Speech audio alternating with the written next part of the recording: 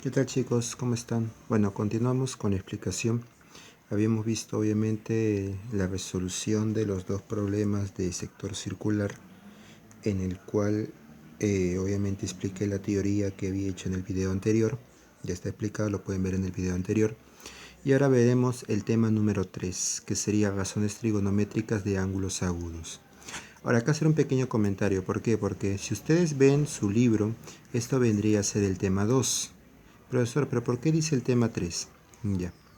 Yo había mencionado como tema 1 ángulo trigonométrico y los sistemas de medidas angulares, y como tema 2 sector circular.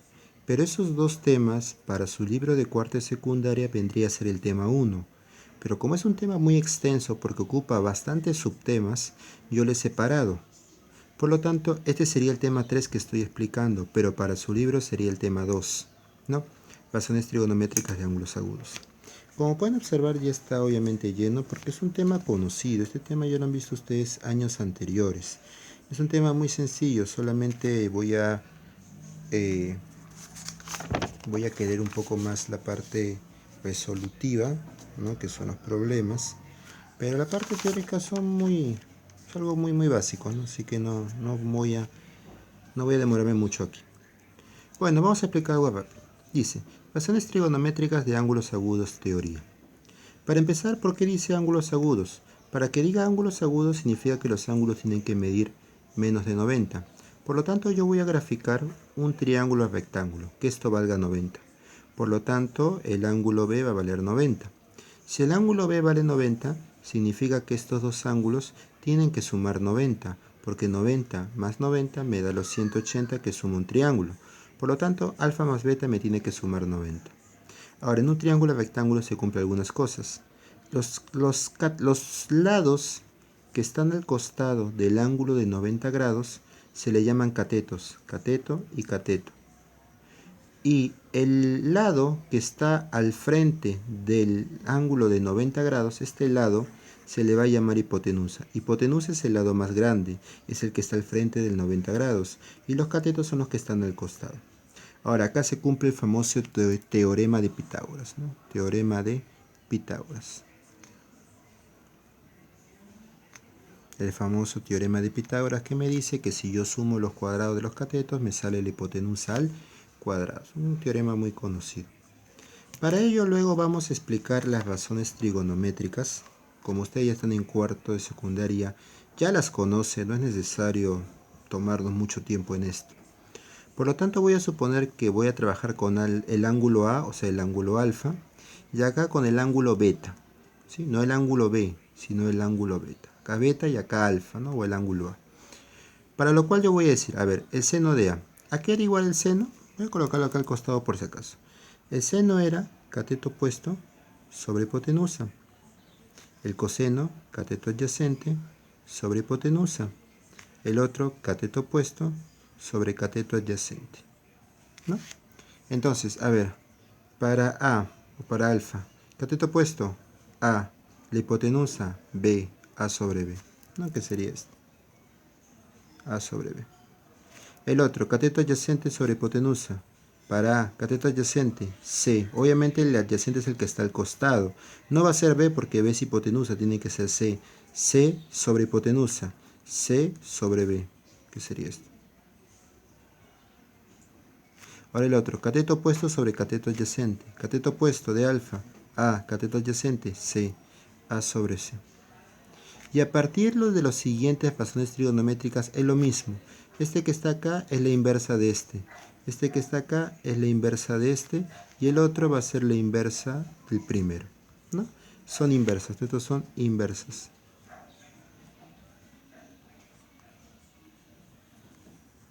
Son las inversas. Por lo tanto, si acá es A sobre B, aquí sería B sobre A. Si acá es C sobre B, aquí sería B sobre C. Y si acá es A sobre C, aquí sería C sobre A. En el caso de beta pasa exactamente lo mismo. Para beta, a ver, cateto opuesto sobre hipotenusa, C sobre B, coseno, cateto adyacente sobre hipotenusa, A sobre B, tangente, cateto opuesto sobre cateto adyacente, C sobre A, y lo demás es simplemente invertir la razón trigonométrica. Ahora, por si acaso también es bueno decirlo que la tangente de beta también se puede escribir así, ¿no? Tangente, tan. Esta es otra forma de escribir.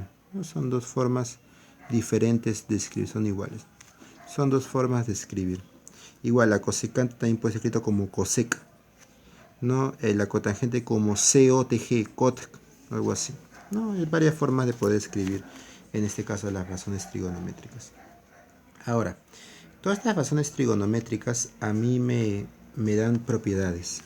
La primera propiedad, y esta es muy clásica, ¿qué pasaba cuando yo, por ejemplo, tenía razones trigonométricas, en este caso las razones trigonométricas, pero las que son inversas? O sea, por ejemplo, seno con cosecante, estas que están acá. Si las razones son inversas y yo las multiplico, me va a dar 1.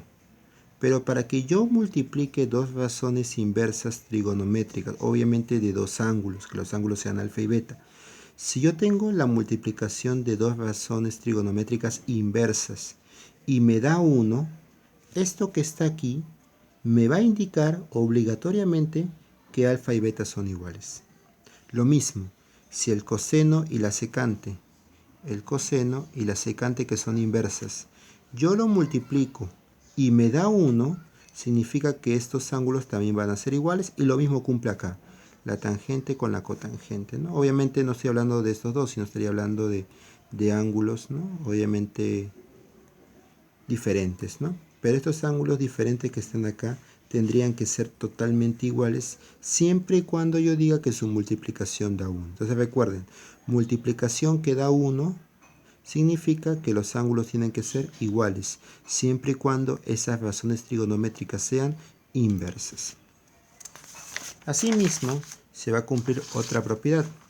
La propiedad que se va a cumplir es, ¿qué pasa si yo igualo razones trigonométricas recíprocas? Obviamente, recíproca significa aquellas que estén consecutivas, ¿no? Por ejemplo, seno con coseno, tangente con cotangente y secante con cosecante. Si yo igualo esas razones trigonométricas, obviamente estoy hablando de ángulos diferentes, significa que al momento de igualar me va a dar la condición que cualquiera de ellas me va a indicar que se cumple, que la suma de dichos ángulos tiene que sumar 90. Entonces, si yo digo que seno de alfa es igual al coseno de beta, significa que esos dos ángulos tienen que sumar 90 grados. Siempre se cumple eso. A ver, vamos a resolver un pequeño problemilla. El problema me dice si coseno cuadrado de alfa más 2 es igual a 20 novenos, sabiendo que alfa es agudo, calcula toda esta operación que está aquí. Bueno, antes de poder resolver, obviamente lo que me están preguntando, ¿qué es esto?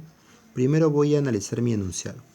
Mi enunciado me dice el coseno cuadrado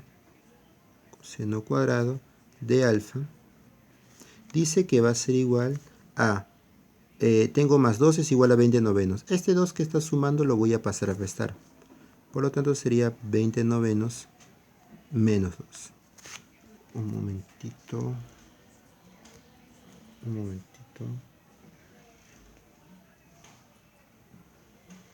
Ya.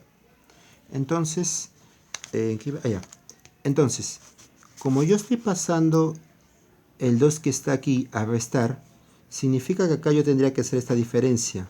Ahora, para esta diferencia hay varias formas de hacer. Una de las formas básicas que se puede hacer es colocarle aquí 1 y hacer la famosa carita feliz o el XD, ¿no? Que es muy común. Por lo tanto, yo diría que el coseno cuadrado de alfa sería igual a 20 por 1, 20. 9 por 2, 18. 20 menos 18, 2. Y abajo, 9 por 1, 9.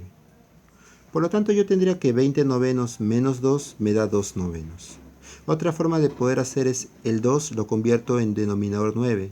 2 es como si fuera 18 novenos. Y 20 novenos menos 18 novenos me da 2 novenos. Ahora, este cuadrado que está aquí pasa como raíz. Por lo tanto, el coseno de alfa sería igual a la raíz de 2 novenos. Ahora, ustedes saben que como raíz va a sacar la raíz de cada uno.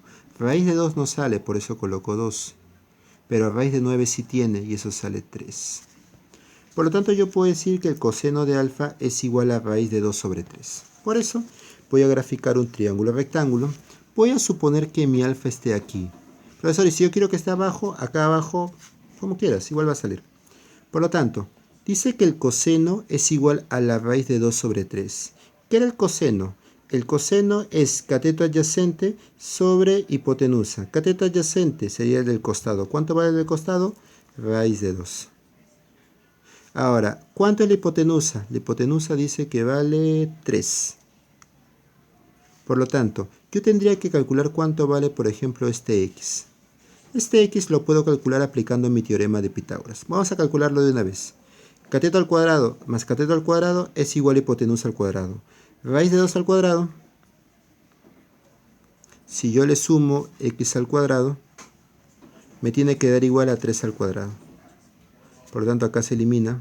Me queda 2 más x al cuadrado. Y acá 3 al cuadrado me da 9. Esto pasa a restar. Por lo tanto, x va a ser igual a la raíz de 7. Muy bien. Ya sé que x vale raíz de 7. Al saber yo esto, lo demás ya es fácil de calcular. ¿Por qué? Porque solamente tengo que reemplazar. Dice, calcula ahí. E va a ser igual a 8 por la tangente al cuadrado de alfa.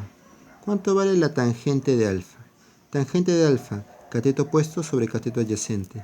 Sería raíz de 7 sobre raíz de 2, ¿no? Que sería la tangente de alfa. Raíz de 7 sobre raíz de 2, pero al cuadrado. Lo elevo al cuadrado y todo más 2. ¿Cómo hago esto? E va a ser igual a ver, al momento que yo elevo, este va a elevar a cada uno de los términos. Por lo tanto, tendría 8 por raíz de 7, 7.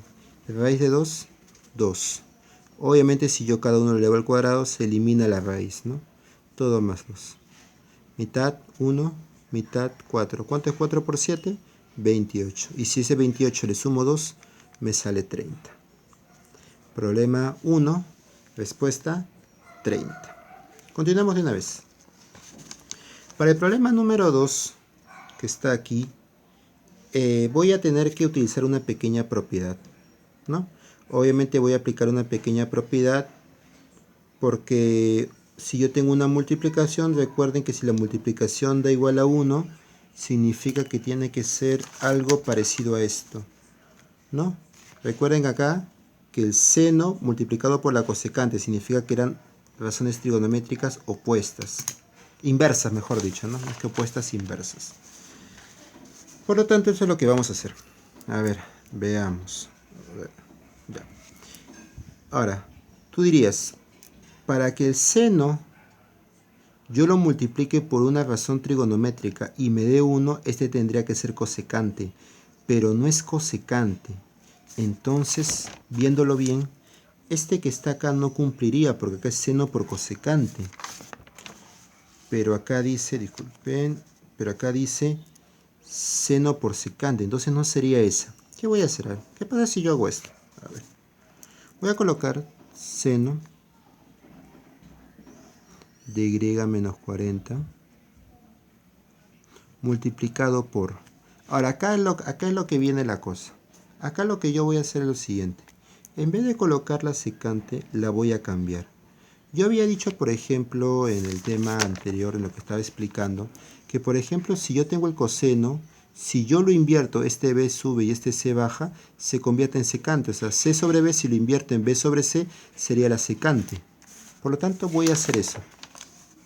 En vez de colocar la secante, voy a calcular el coseno. Pero ¿cómo calculo el coseno? La secante, si yo lo invierto, me saldría el coseno. Por lo tanto, esto que está acá, ¿cuál sería su inversa? Su inversa sería 1 sobre coseno.